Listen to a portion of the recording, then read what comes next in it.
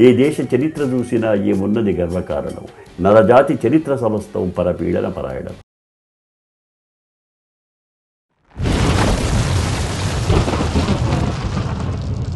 Sir ఇప్పుడు మీరు చెప్పారు నీటి వనరుల పరంగా తెలంగాణకి దోపిడీ చేస్తుంది. అవునండి. దీనికి ముఖ్య కారణం ఏంటంటారు? ప్రజలకు అవగాహన లేదన్నమాట నిజమండి. అంటే తమకు ఇట్లా అన్యాయం జరుగుతుందని తెలిసినా కూడా వాళ్ళకి బయటికి చెప్పేటువంటి వాళ్ళకి అవకాశం దొరకలేదు. కానీ దురదృష్టవశాత్తు ఏంటంటే రెండు రకాలుగా నేను ఇందులో ప్రజాప్రతినిధుల పాత్ర కూడా వాళ్ళు కూడా వాళ్ళకి సరైన అవగాహన లేదు. చాలామంది గొప్పవాడు అనుకుంటున్న ప్రజాప్రతినిధులకు అసలు కృష్ణ ఎక్కడ ఉందో గోదావరి ఎక్కడ ఉందో కూడా తెలియదు. ఒక ప్రజల గురించి కష్టపడే నాయకులు నాకైతే చాలా కొద్దిమంది ఉన్నారు. అసలు లేదని అంటే చాలా తప్పని ఉన్నారు. అయితే వాళ్ళు చేసిన వాళ్ళు తమ ప్రాంతానికి కోసం చేసుకోవడానికి ప్రయత్నించారు. ఉదాహరణకి మన చొక్కారావు గారు, ఆయన చాలా నీళ్ళ గురించి చాలా తల్లడిల్లుతుండేవాడు. కానీ ఎంతకాలం ఏంటంటే ఆయన దృష్టి అంతా ఒక కరీంనగర్ జిల్లా గురించి జరిగేది. అలాగే పాగ పుల్లారెడ్డి గారు మన మహబూబ్నగర్ జిల్లాలో, ఆయన దృక్కోవడం ఎంతవరకు మహబూబ్నగర్ జిల్లాకు నీళ్ళ వసతి ఎట్లా కల్పించాలి అని నాకు తంటాలు పడేవాళ్ళు కొంతమంది ప్రజానాయకులు ఉన్నారు.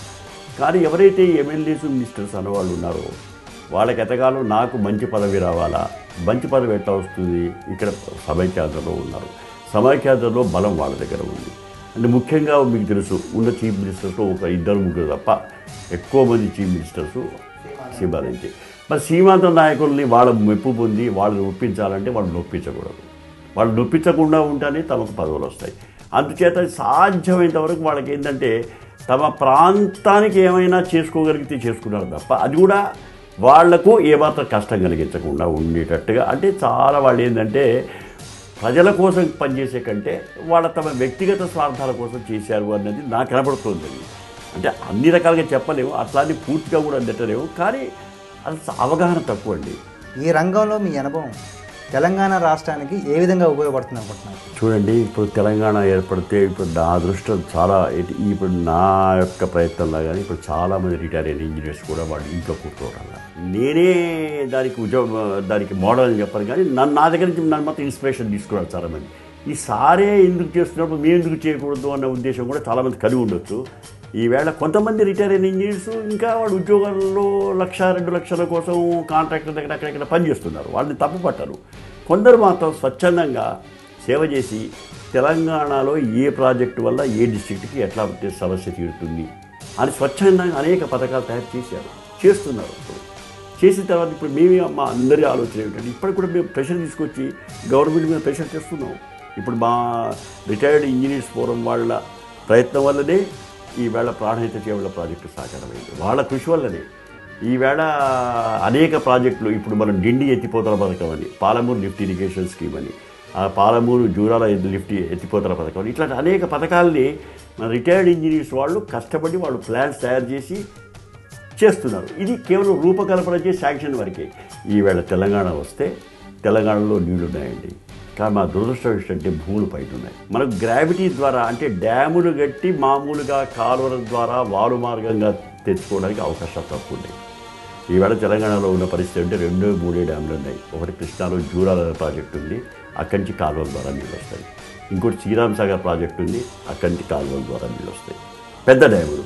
ఇంకోటి నాగార్జున సాగర్ ఉంది, వాళ్ళు కొన్ని ఒక ఎడమ కాలువ తెలంగాణలోంచి ప్రవహిస్తుంది. ఇవి తప్ప చెప్పుకోదగ్గ ప్రాజెక్టు చిన్ననే ఉన్నాయి. మీడియం ప్రాజెక్ట్స్ అంటారు, మధ్య తరహా ప్రాజెక్టులు. నేను చెప్పేవి భారీ ప్రాజెక్టులు.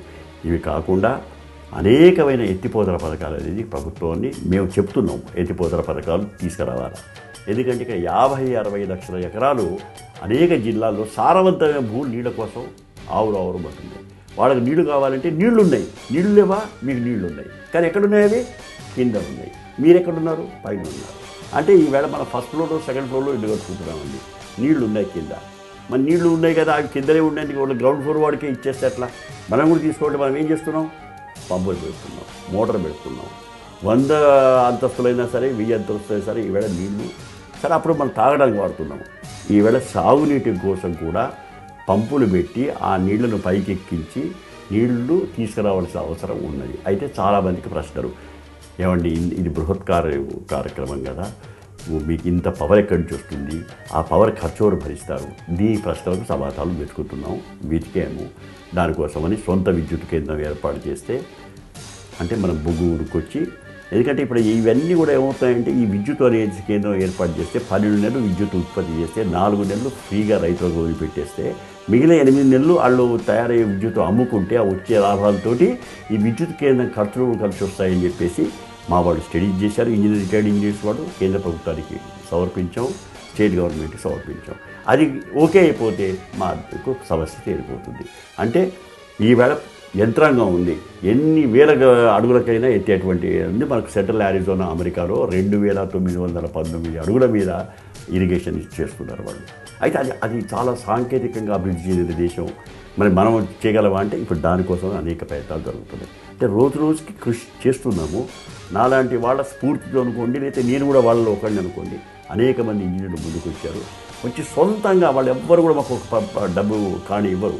మా అంతటా మేమే ఏంటంటే ఈ తెలంగాణ ప్రజలకు మేము ఇక్కడ చదువుకున్నాం, రుణపడి ఉన్నాం, చాలా చీప్గా ఆల్మోస్ట్ ఫ్రీగా ఎడ్యుకేషన్ వచ్చింది.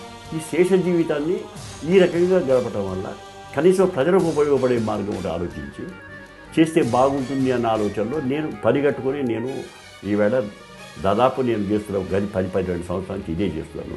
నీళ్లు నిజాలు అనే కార్యక్రమంతో ఇటు మీడియా ద్వారా సరే నాకు స్పేర్ టైంలో ఇంకా నేను ఇతర రంగాల ద్వారా కూడా నా యొక్క దీనికి బట్టి ఇది చేస్తున్నానండి. రైతు దేశానికి వెన్నెముక అంటారు, కానీ తరతరాలుగా రైతు పరిస్థితి అలాగే ఉంది. దీని మీద మీ అభిప్రాయం ఏంటంటారు? నిజానికి అది కరెక్ట్ అండి. రైతులు ఈవేళ మన దేశంలోనే ఈ పరిస్థితి ఉందండి. అసలు రైతు అనగానే వాళ్ళు ఒక చాలా చిన్న చూపు ఉంది రైతుకి. మళ్ళీ రైతును చాలా మహారాజు చేస్తారు ఎలక్షన్స్ ముందల. రైతే మహారాజు, దేశానికి వెన్నెముక అవన్నీ అంటారు. కానీ నిజంగా రైతుల గురించి పట్టించుకునేవాళ్ళు ఎవరు లేరు. పల్లెటూరుకి వెళ్తే వాళ్ళ ఎవరో కొద్ది మంది రైతులు మూతబరు వాళ్ళు తప్ప చాలా ఆర్థికంగా చిరిగిపోయిన వాళ్ళు చాలామంది ఉన్నారు.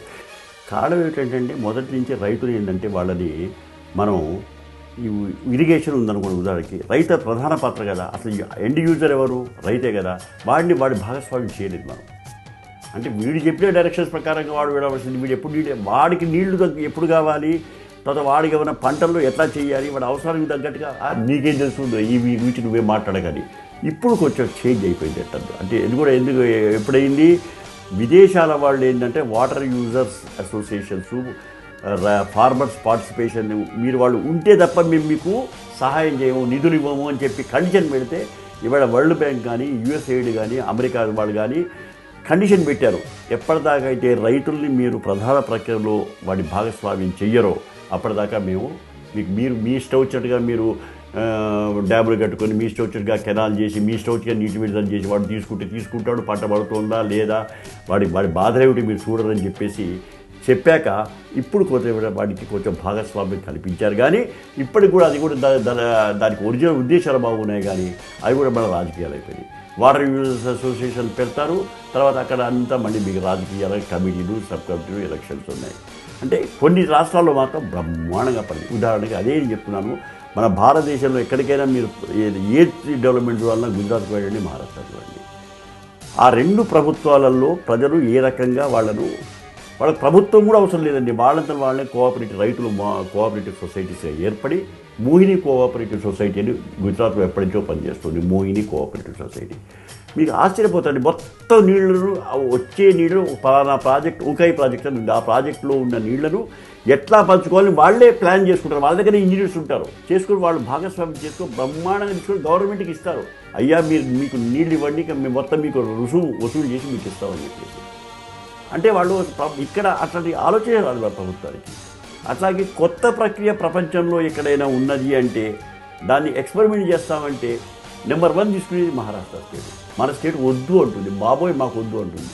నేను కేంద్ర ప్రభుత్వంలో ఉన్నప్పుడు ఉదాహరణకి మనకు చుట్టూ ఉన్నటువంటి అనేక సరస్సులు ఉన్నాయి, అన్నీ మురికైపోతున్నాయి. మీకు మన దగ్గరే ఉన్నాయి హుస్సేన్ సాగర్ అని, వాటిని మన నీళ్ళు తాగాలంటే మనకు భయం అనిపిస్తుంది. అబ్బో వద్దు అండి, అంతాళ్ళ గేదెలు ఉంటాయి, పశువులు ఉంటాయి, అన్ని మల విసర్జన ఉంటుంది, మూత విసర్జన ఉంటుందని. ప్యారిస్లో తాగుతున్న నీళ్ళు ఏమిటండి? ప్యారిస్లో ఉన్నటువంటి నదులు పక్కన ఉన్నటువంటి వాటిని రీసైకిల్ చేసి యూజ్ చేస్తారు.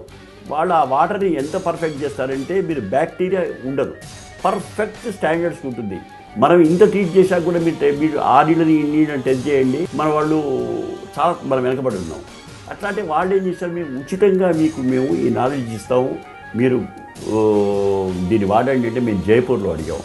జైపూర్లో సరస్సు ఉంది, అక్కడ అంతా వాళ్ళ పెద్ద సరస్సు నీళ్లు కావడానికి బాధపడుతున్నారు. ఆ సరస్సును మీకు ఉపయోగిస్తారు. అదే రకంగా హైదరాబాద్లో కూడా అడిగాం. వీళ్ళు ఎవరన్నారు, రెబ్బెబ్బే ఆ నీళ్ళైతే మేము చస్తే తాగా మా ప్రజలు ఒప్పుకోరన్నారు.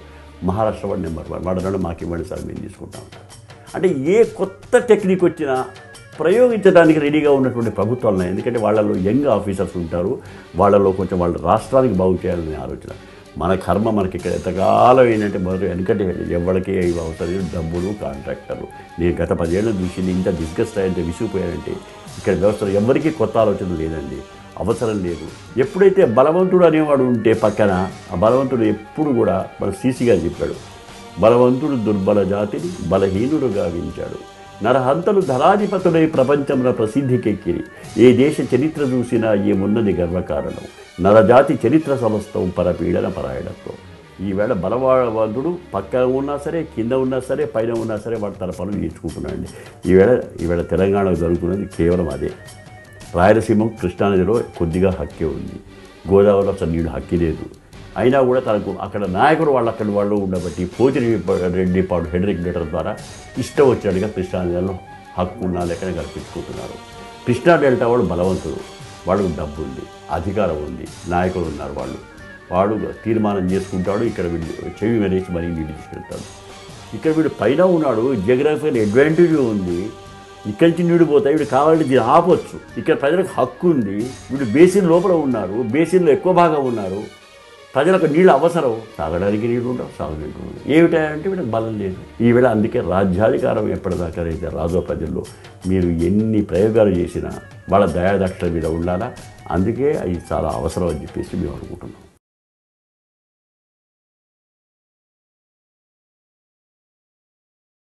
ఏ దేశ చరిత్ర చూసినా ఏమున్నది గర్వకారణం. నరజాతి చరిత్ర సమస్తం పరపీడన పరాయణం.